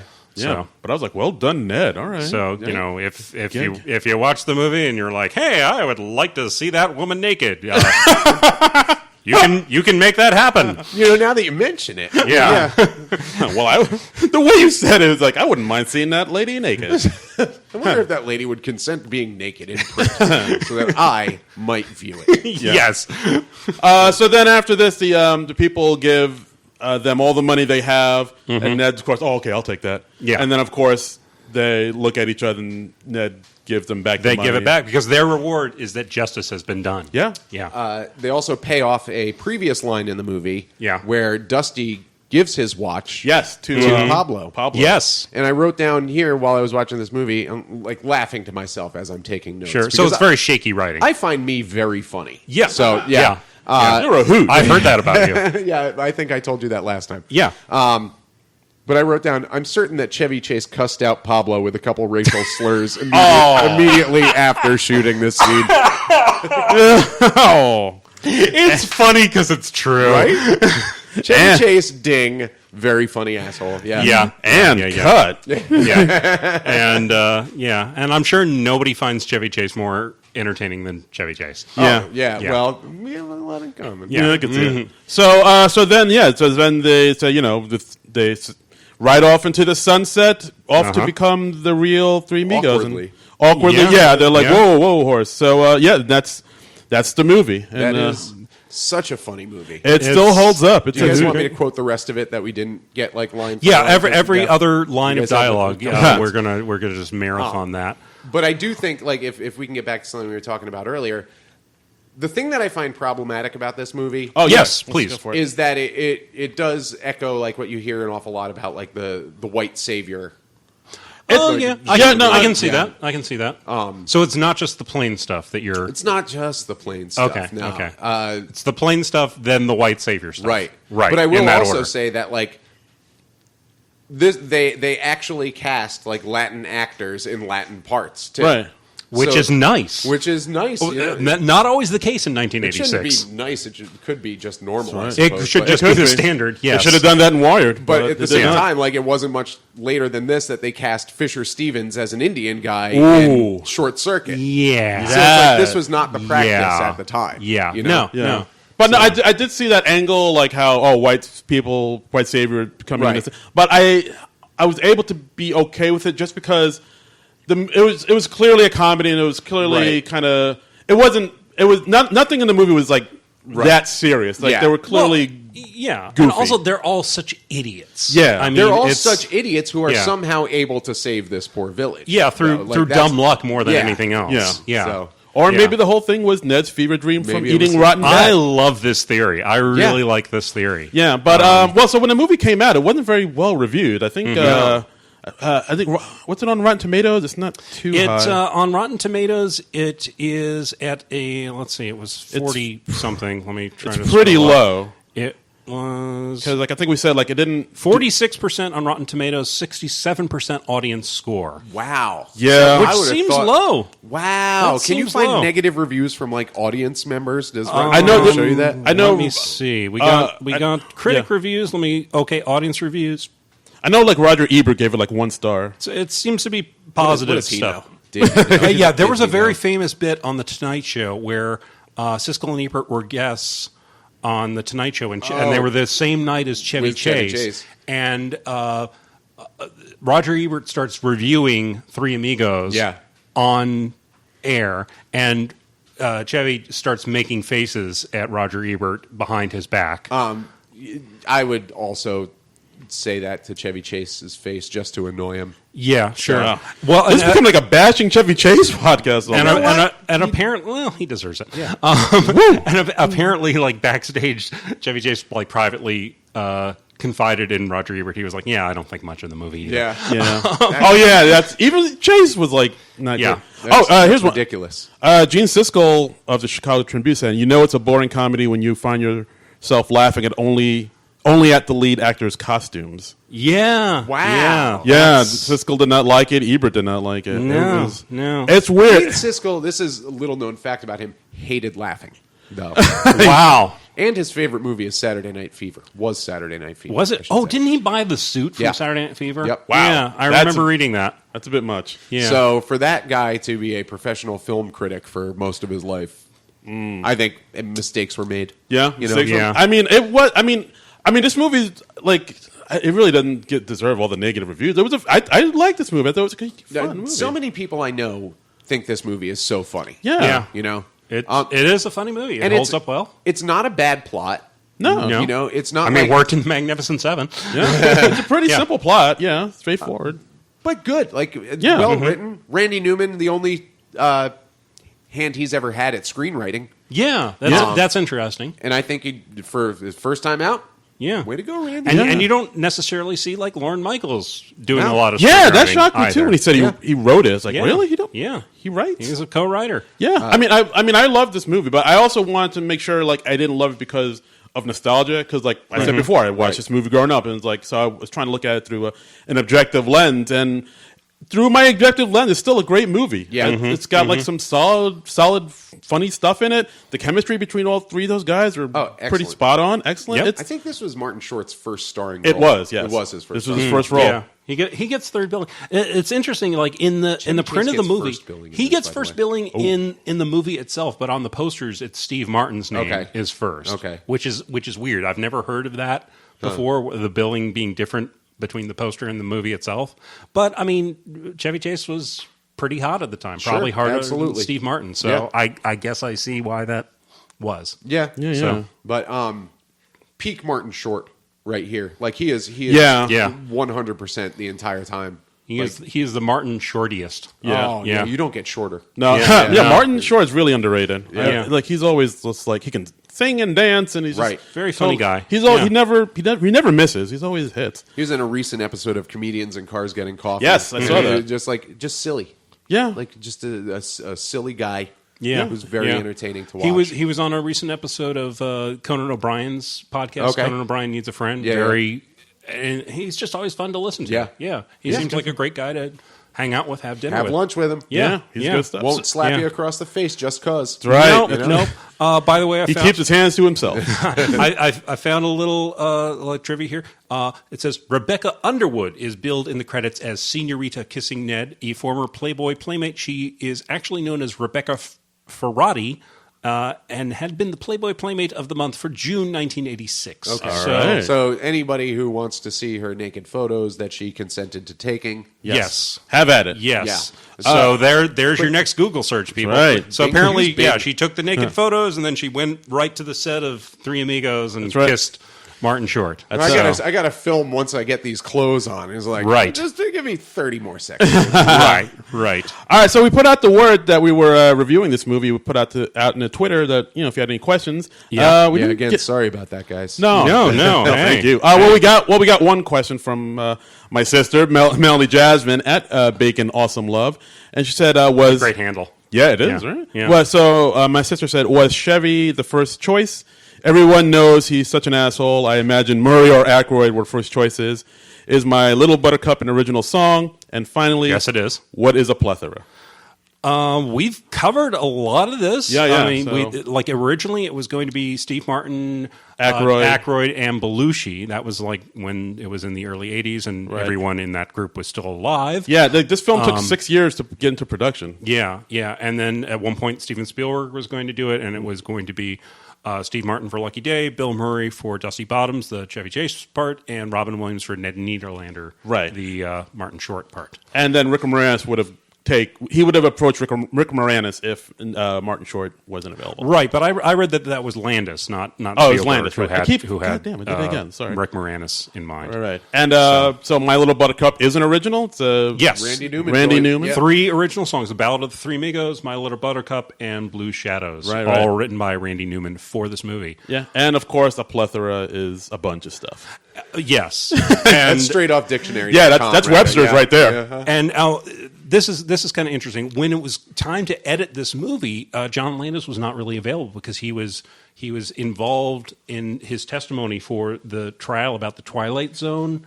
The what? The helicopter accident that they had on the set of Killed that movie. like 2 kids. Yeah. Oh, and, shit. And actor Whoa, I didn't Vic, know.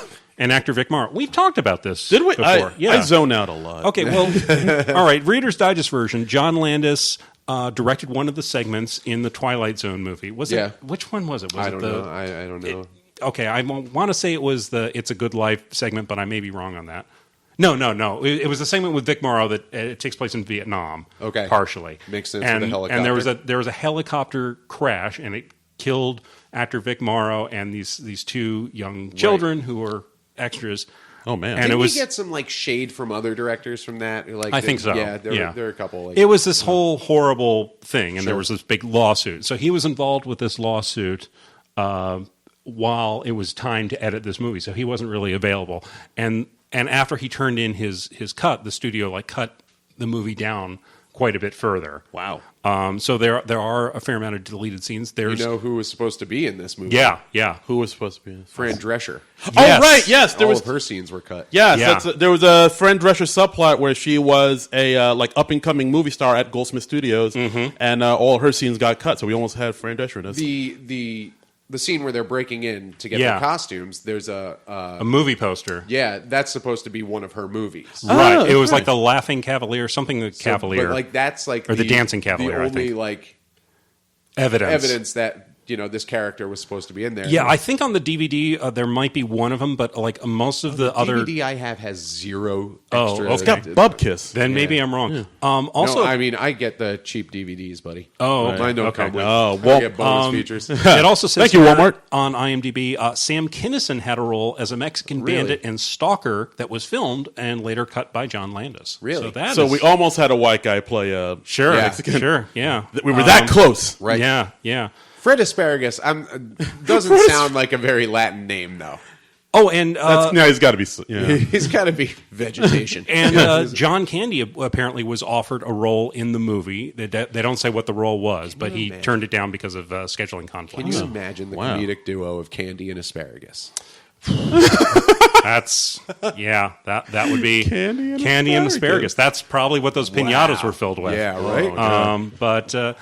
So I mean, it's interesting that there's all this unseen material, and only like a few of those scenes have seen the light of day. Yeah, I'm really surprised they haven't So- put together a 2-disc version of it with all this bonus stuff. Well, apparently, like most of those scenes were lost. So yeah, because Boo. just who It was 1986. They probably still didn't think of much of an aftermarket for movies like this. You cut a scene, that was it. They just did that old BBC thing where they just use the old tape and just record over it again. Exactly. That's why we don't have seasons of Doctor Who. Exactly. Son of a beast. You know, the thing is, like, I've spent 1986, so that's what, 33 years ago. This movie. Came out? Yes, your math checks out. Wow. That's the first time. I've spent 33 years of my life like not caring about those scenes, and I think I'm just going to have to be fine, like not caring about them for the next 33. Yeah, So, yeah. I think that's just a good way to live. When your I'm life. old and on my deathbed and about to do a cartwheel, I'll demand to see those movies. Here's an interesting bit of trivia. Of the two movies that Steve Martin appeared in 1986, this film and Little Shop of Horrors. Both movies featured singing plants. The singing bush in this movie, and Audrey too, in the other. Wow. So you Did do he get shot in two the movies shoulder? in a year. They both have singing plants. Huh. Did he get shot in the shoulder in Little Shop of Horrors? I'm going to say yes, even though I'm almost certain that is not true. I'm still going to say yes. Is there any chance that John Landis directed that one? Probably not. It was Frank Oz. It was Frank Oz, another funny bearded man who's brought us great entertainment through the Can you years. imagine if Rick Moranis was playing Ned Niederlander? Then we would have had the Martin Moranis Short Martin. in Little Shop of I wanna Horrors. live in that world. The possibilities. Yeah. Let's look in on that parallel universe. Can you imagine if Steve Martin were cast in Honey, I Shrunk the Kids? Oh, my God. Oh, man. Mind blown. Can you imagine if Chevy Chase wasn't an asshole? I can't imagine. No. Yeah, that's just too unbelievable, right? Yeah. That's I can't even picture I that. can't suspend my disbelief that much. That's just unreal. But yes, that's the episode. that's guys. Three Amigos. Yeah, That's Did we all like it? I we love it. did. Yeah? Thumbs up. It holds up well. Where does now I'm asking the questions on your podcast. Yeah, feel free. You're taking the reins here. Take Yeah. over. Like, That's right. My basement, my rules. Brad coming in hot. Right? Ouch. Where does this rank? Like, where would you put this in the hierarchy? Of SNL movies? Of the ones that middle? you've talked about on your podcast. Would you say it's better than Animal House? No. Would you say it's better than Stuart Saves His Family? Yes. Yeah. Better than MacGruber? No, probably not. I think MacGruber has more laughs or Yeah. bigger laughs. And I don't know. I've only seen MacGruber the once, so I really like MacGruber. I'm sorry. You're looking at me like you're about to strangle me. yeah. We've discussed I'm not a violent person. Okay. But I Yeah. can see how you would get that impression. Okay. of me. I'm scared right now. Yeah. I have to go. Okay. Oh, boy. It was good. I'm not saying it wasn't good. I just like MacGruber. You're saying it wasn't good? Ladies and gentlemen, That's what I'm Brad hearing. is getting ready to slap Brad. Darren Pass. Brad smash right now. It's a good movie. I like Three Amigos. I'm Yeah. not saying it's not good. Yeah, but it's a good movie. I would give it like a solid B. I think. If you go. If they were to reboot Three Amigos, Oh, now the pressure's on. do you think they would cast Shane, what's his name, as Chevy Chase? I don't think so. Shane, what's his Shane name? Gillis. Shane Gillis. We just talked about him. Because I feel okay. like We've been talking so long, you forget. Yeah. I- I was like Shane Black, Shane. Would they cast Shane Black? Yeah. But I think Shane Gillis could fill the shoes of Chevy Chase very well off screen. I haven't seen Shane Gillis act in anything Yeah. at this point, Yeah. so Right. it's tough for me to say. Yeah. But yeah, I mean, if they did a reboot, who would? I guess I Seth, want to get Bill Hader in there. I want to get good. Bill Hader somewhere. in like every Yeah, single thing. I just Yeah. want Bill Hader and stuff. Right. Hader is good I stuff. want him like on the couch just watching us. Wow. Yeah, I want to Yeah. have lunch with Bill Hader. Yeah. I would find Yeah. that very enjoyable. I would find it funny if Bill Hader slapped me across the face. I wouldn't mind if Bill Hader slapped me across Yeah. the face. He Probably has an hilarious. open invitation Bill- to slap me across Bill, the when face. you hear this, Yeah. Yes. Yeah, give us a call. Maybe. And Dan- I am sure that there must be at least a few people from Saturday Night Live who want to slap us across the face by this point. Chris Red. Chris Red, possibly. But yeah, I mean, We love you, Chris. Yeah, I mean, Three Amigos reboot. Yeah, Bill Hader's good. Maybe Danny McBride I would put in there. I could see Danny McBride in it. I could see him in the Chevy Chase role. Yeah. yeah. I mean, I'm sure there's a bunch of Apatow, SNL. yeah, people. you want the Chase, I'm going to nice- say Ike Barinholtz. Oh, okay. Ooh, Ike Barinholtz would be Play, good too. Interesting, Dusty yeah. Bottoms. I Yeah. could All see right, that. all yeah. right. Yeah, guys, tweet at us. Who you think would be a good? Yeah, Three who Amigos? should be in a modern day remake Who's of a Three good- Amigos? 2019 Little Nettie Knickers. Yeah. Yeah. I mean, it has to be somebody short. That is the I don't know. question. I'm saying Freddie Highmore. Oh, wow, that's a deep cut. Wow. Timothy Chalamet. Wow. He's hot right now, guys. Yeah, you're just pulling these names out. Yeah, Oh, wow. my goodness. All these Oscar-winning All right. Yeah. Interesting. Yeah. I was tempted to just pull out like random names. Brian Austin Green. Wow, yeah, see that's that. impressive. Yeah, sure. No, I think that's like a legit good choice for the Ned Niederlander. All right, maybe. I can see Okay. that. Yeah. Brian Austin Green or Timothy Chalamet? Definitely not Brian Austin Green. Oh, wow. Shots fired at Brian damn. Austin Green. Yeah, you Wow. couldn't hack it, Green. Wow. All right, well, Brad, thanks so much for doing the Thank you podcast for with us. letting me bogart your cast. Yeah, guys. no problem. Thank you for letting Yeah. us use your studio. We came over here scheduling wise. Yeah. Yeah, so it's Guys, you guys couldn't- coming over here worked out great for me. So Yeah. I'm Hey. like, thank you. All right. Dude, tell us about the podcast. Tell us So, about yeah, decomposition. We've mentioned it. We haven't really mentioned Right. what it's about. Well, Yeah. you guys know what it's about. okay, So I'm gonna then tell- we will not go into it. Then we won't go into it. All right. But yeah. for those that haven't checked it out, it is our tagline is hyper analyzing all your favorite terrible songs.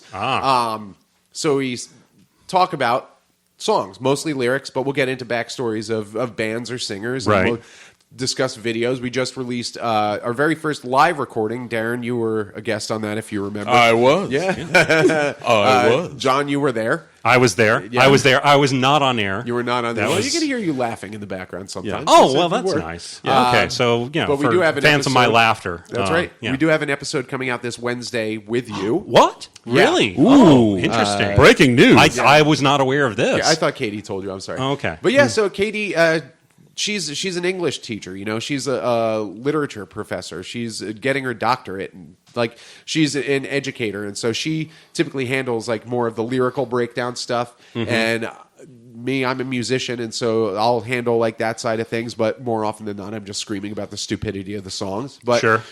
sounds great, right? yeah. That's- I would listen. So, Decomposition Podcast. You can listen to us on basically any podcast listening apparatus you have. Our website, I don't remember. Okay. Decompositionpodcast.simplecast.fm. Twitter handle? Twitter @decomp_pod. All right. So get on there. We've got like 115 episodes ish right now. yeah, you've So- been going for a while. Yeah, it's been about 2.5 years now. This was our up. 50th episode, by the way. Nice. Yes, So, 5-0. yeah. 5-0. Milestones. Boom. You guys should buy a Ferrari. Oh, yeah. Absolutely. Yeah, we're going to buy 2. Nice. We're going to race them. Yeah. I'm going to start an organization to help homeless children. Oh, yeah. I mean, after I do Right, that, yeah. that's when I'm going to buy the Ferraris. Beautiful callback. Yeah. And So- that's the episode, guys. Thanks again so much for That's it. listening. And Yeah. Yeah, You well- can check us out. Oh, yeah, right. On Twitter, we can plug ourselves. Doy? Yeah, that. like we do. Did you say you doy? yeah, I He said did. doy. That's He the did. exact same as no doy. Yeah. You can follow the show's Twitter totally forgot. account at SNL Nerds Show. Yeah, you can follow me on Twitter and Instagram at Darren Credible, DARIN Credible. I got shows in Brooklyn and Queens coming up, and you can find all the information there. Yep, and you can follow me at Trumbull Comic on Twitter. And we're going to be back next week. Next week we've got one more week before the season premiere, the season 45 premiere of That's right. SNL, and we find out how they address all these controversies. Yeah, ooh. But next week we decided we're going to, because we've been doing this podcast for like a year now. 1 year. We're going to do like an anniversary show. Hey! So we're going to have fun with that. We're going to just talk about the podcast in general, how it came to be. If people have questions or suggestions, please tweet at us. Comments and the like, tweet Yes. at us. We'll I read them. think Yes. you guys should discuss Weezer again. Oh, boy. I mean, what else is there to say about man, Weezer? Talk about that sketch, and I'll be happy. So Maybe we'll just do. Actually, I've talked to our producer Frank Kablawi, and we're going to see if we can get some clips from previous episodes, like nice. sort of a best of thing. Yeah, if clip we show. If we can dig these up, and the you guys Weezer. get locked in a vault accidentally, and you have to reminisce Right. about past podcast episodes. Right. Remember that time? Remember when we did that thing and we did this? And yeah. Yeah. It's a good idea. So that's going to be the show next week, and then the season 45 premiere in 2 weeks. Yes, September 28th. September 28th. We're looking forward to that. So it's going to be weird, like talking about the show again. I don't know if I can go back to that time. I don't know. Yeah, we've gotten very used to doing the movies, but We'll figure it out. we'll muddle through. It'll be we'll fine. muddle through. It'll be fine. You know, we'll utter a few racial slurs, and everything will be okay. Of course. So, but that is it for this week. So Yeah. until next week, Nerds out. Nerds out. This has been a non-productive media presentation. Executive producer Frank Hablawi. This program and many others like it on the Non-Productive Network is distributed under a Creative Commons Attribution Non-Commercial No Derivatives license. Please share it, but ask before trying to change it or sell it. For more information, visit non-productive.com.